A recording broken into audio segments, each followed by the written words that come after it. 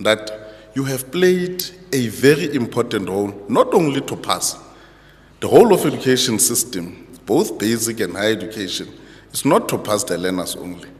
But passing is one of those functions of the bigger picture or of the entire work that we are doing. It's just a measure of how far we have went in that. So our ultimate goal as education system is to ensure that we support the economy, is to support the development program of government.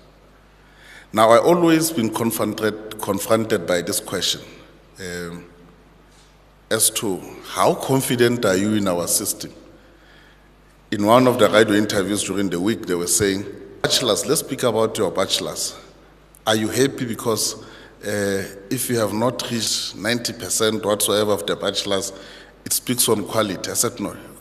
Quality is a very relative term.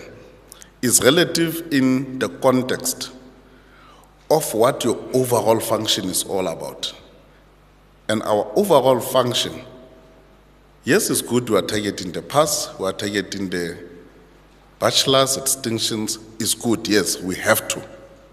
At the end of the day, what will measure our quality is our ability to prepare our products to be ready for the next markets which they go to.